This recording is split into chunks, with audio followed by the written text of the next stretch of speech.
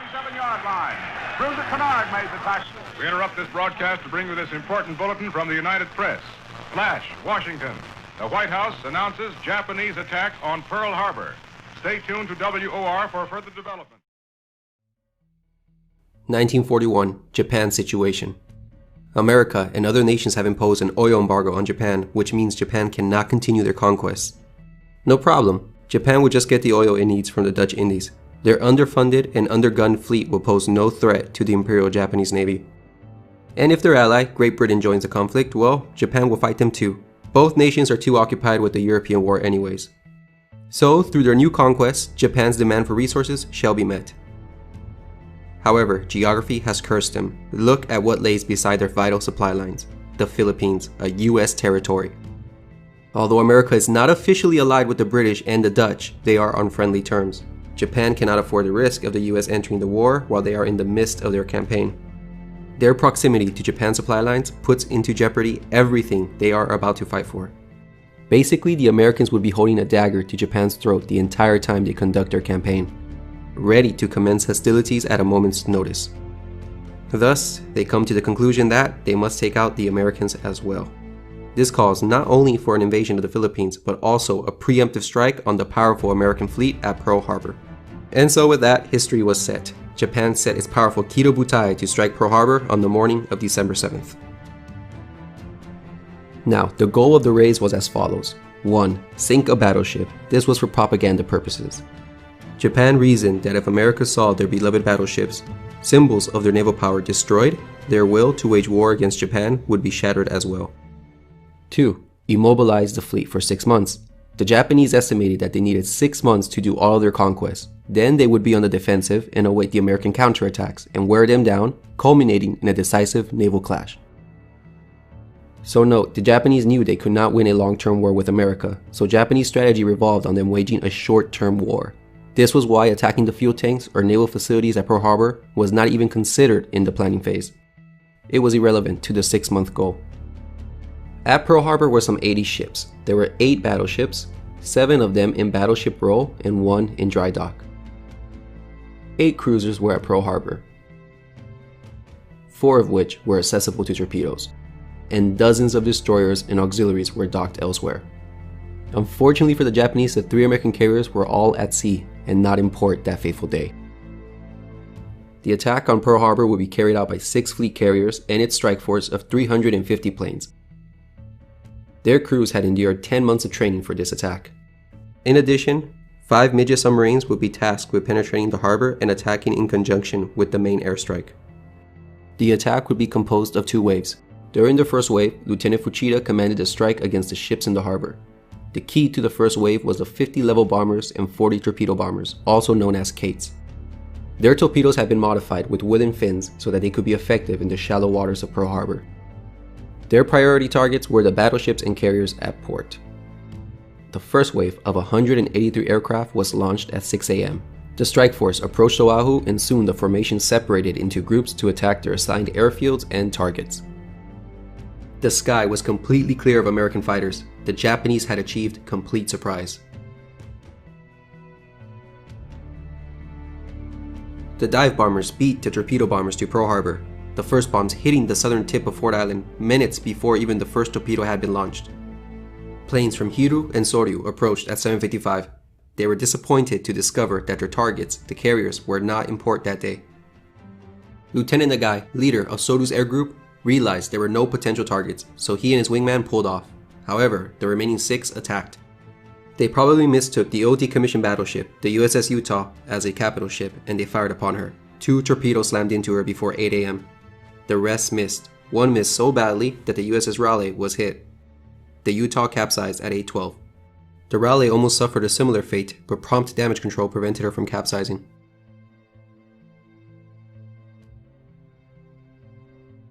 Nagai went around Ford Island and launched against what he believed was a battleship. In reality, it was just a cruiser, the USS Helena. She was double berthed with an old mine layer, the Ogallala. Its silhouette probably gave the impression of a battleship. His torpedo actually went under Ogallala's heel and exploded into Helena's hull, damaging both ships. Nagai's wingman recognized that it was just a cruiser and decided to attack Battleship Row instead. The 8 Hiryu planes didn't fare any better. Lieutenant Hirata and his wingman saw that there were no viable targets, so they headed for Battleship Row. However, the remaining 6 aircraft who were lagging behind got to see Nagai's attack on Helena and followed suit. 4 launched torpedoes, but they all missed terribly. The last pair aborted their run at the last minute and headed for the battleships. So now we have 4 Hiryu and 1 Soryu plane maneuvering for Battleship Row, cutting right across the path of the other 24 torpedo bombers who are just coming in. In this photograph, you can see the opening stages of the attack. Both the Utah and Raleigh have been hit, and Utah is listing to port.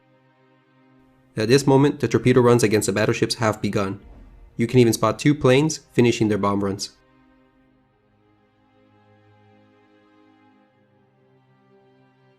Due to the geography of Pearl Harbor, the torpedo bombers really just had one avenue of approach. If they had gone over the naval buildings, the turbulence would have thrown off their accuracy and limited their launch window. Therefore, the overwhelming majority of the Cape bombers flew single file down the southeast lock. The result was that instead of the attack being spread out, it would be disproportionately concentrated on the southern tip of Battleship Row, much to Oklahoma's and West Virginia's despair. 12 Akagi planes approached single file, 1,000 feet apart, starting at 7:57. All of Akagi's 12 planes launched against these 2 battleships, except one, which skillfully maneuvered and struck the California. The 4 Hiryu planes from before joined shortly afterwards and launched against Oklahoma and West Virginia. Contrary to belief, the Japanese were not attacking with impunity. The defenders had taken advantage of the precious minutes warning afforded by the Fort Allen bomb blast, so that when the first torpedo planes of Akagi approached, many anti-aircraft gunners were already prepared. These vulnerable, slow-moving Kates had to make their torpedo runs under fire. 3 miles behind Akagi's strike was Kaga's air group. By now, the anti-aircraft fire was becoming more effective, and again, Oklahoma and West Virginia took the brunt of the attack. In the middle of their launch, that single Soryu plane from earlier swept in and got a hit on the California.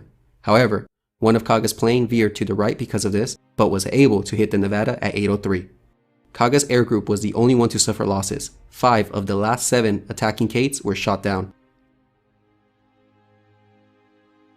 In this historic photograph, the torpedo attack is perfectly captured. You can see the torpedo hits on the Oklahoma, West Virginia, and the California. All of them are gushing out oil. In the background, you can see Hickam Field burning, and the Helena can be seen leaning against the Oglala. And a Japanese plane can also be spotted. However, the attack wasn't executed as smoothly as hoped. An attack that should have taken less than 90 seconds stretched out over 11 minutes from first run to last.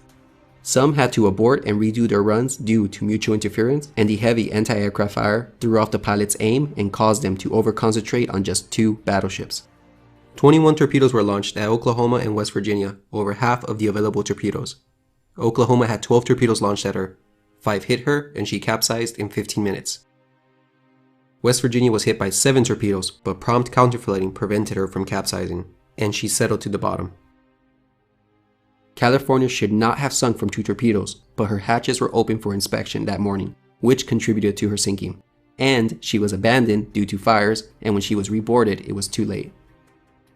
Of the 36 torpedoes launched, only 19 achieved hits. That's a 48% hit rate.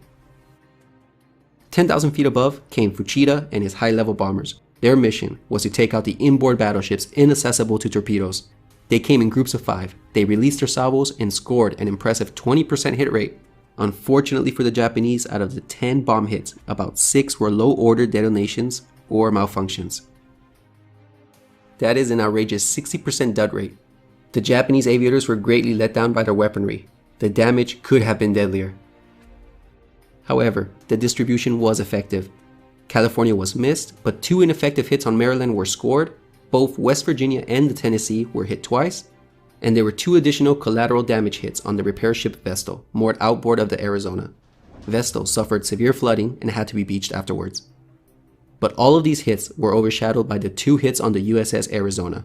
The first struck her aft on the quarterdeck, and another landed near her number 2 turret. It caused a magazine explosion, which exploded with a great force, and a tremendous fireball was seen. She split in half and sunk in the harbor, taking more than 1,000 sailors with her. Heavy fires burned for days. The explosion was actually caught on tape by Dr. Hackinson, who was on the hospital ship Solace.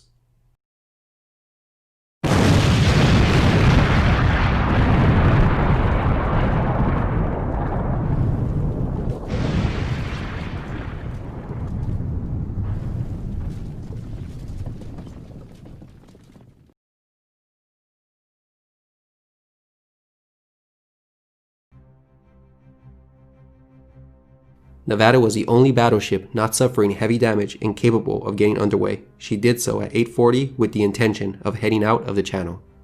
Now, one of the mini-subs actually did make it into the harbor. The other 4 were unsuccessful.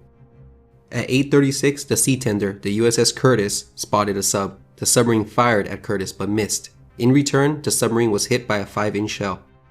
The destroyer Monaghan, which happened to be getting underway at this moment, saw the sub and approached with the intent to ram her. The sub turned and fired its last torpedo, which missed the destroyer. At 8:40, the sub was rammed and depth charged. She sunk with both crew members killed. 167 planes formed the attack of the second wave, of which 78 were dive bombers allocated to go against warships. Much was expected from these skilled pilots, however, their performance was disappointing. First, take a moment to see what they were up against. By now, the anti-aircraft defenses were up and ready to greet the dive bombers. Couple this with the fact that there was a 70 to 90% low overcast, their accuracy was destined to be off.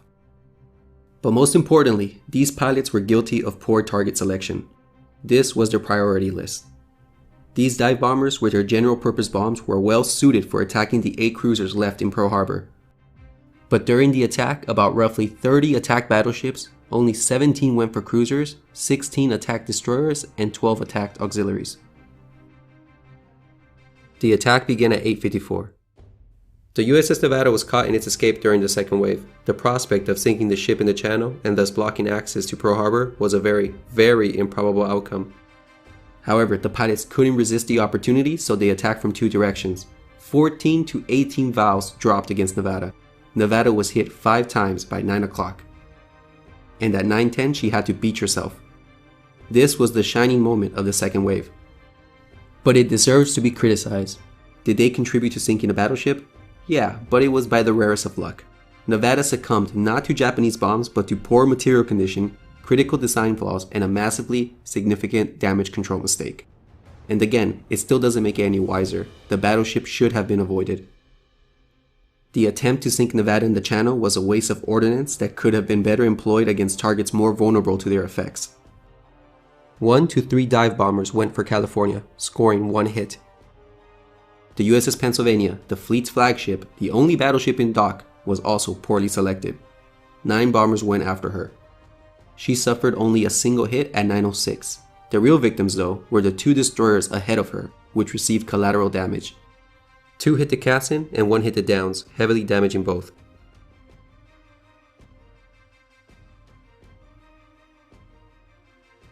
So there could be a cultural explanation to why the Japanese pilots went for battleships. These young 20-year-old pilots were going into the most significant battle in Japan's history. No one wanted to go back home and report that they attacked a simple cruiser or a destroyer.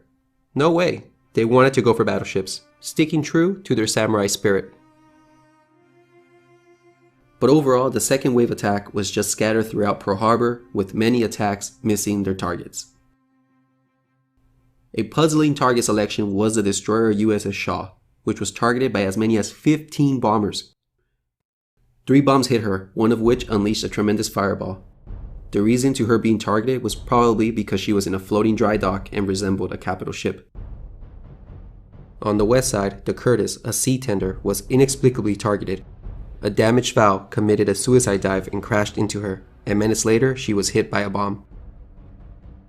And lastly, the only hit on a top priority target was on the Raleigh. As many as 5 dive bombers went for her, still listing from that torpedo hit. She was hit once at 9:08.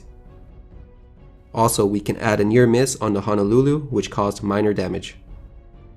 So only 1 hit and 1 damaged near miss were achieved on the dive bomber's highest priority targets. Against the 55% accuracy rate achieved during their training, the pilots got only 15 hits. That's a rather disappointing 19% hit rate. It was a poor performance of the second wave. It contributed nothing substantial to the fleet in Pearl Harbor. Also, as in the case of the armor-piercing bombs, the general-purpose bombs were deficient. But the second wave had the opportunity to be more damaging. Take for example the Phoenix here, a modern cruiser which was completely ignored by the second wave, not to mention the first wave of torpedo bombers. She was a suitable target. But even more telling was the fact that the naval yard was basically ignored. 4 modern 10-ton cruisers were tied up here, all of them packed so closely together. One could hardly have missed anything of value had the attack been concentrated here. On top of this, these ships were in a very vulnerable position. Flammable materials were scattered throughout, hatches were open, fire main systems might have been isolated. A bomb hit here would have caused a tremendous fire and been particularly devastating. And there was no smoke around this area at all. The Japanese missed a chance to deliver a more effective blow. Only about 10 dive bombers attacked this area, and as previously mentioned, only a damaged near miss caused any damage whatsoever. By 9:30, the attack was over. The attack left behind 2,335 people dead and another 1,178 wounded. Civilian casualties totaled 103, including 68 dead. 5 battleships have been sunk, but only 2 were permanent losses, the Arizona and the Oklahoma. The rest were repaired and served before the war's end. The other 3 battleships at Pearl Harbor suffered light damage. However, this attack didn't really cripple the Pacific Fleet. Soon the Japanese would realize that it wasn't these old, obsolete battleships that posed the real danger to them. It was the carriers that they had missed. They would soon feel their vengeance half a year later. To the list we can add a target ship and a mine layer, and the repair ship Vestal, which was beached. There was heavy to moderate damage to 3 destroyers, 2 light cruisers, and a sea tender. And there was light damage to a light cruiser. The Japanese also achieved great success on their strikes on the airfield spread out on Oahu. Over 160 planes were destroyed.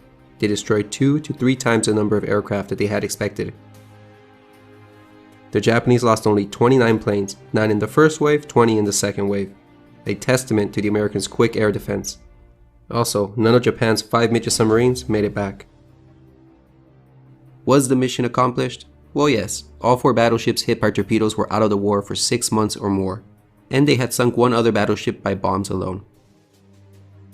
And with that, the Kido Butai sailed back home, unscathed. World War II had just started for America, and the sneak attack left behind a temporary shocked nation, but a nation that afterwards would be resolved to finish the war with nothing less than a total victory on their side. The Japanese had awoken a sleeping giant.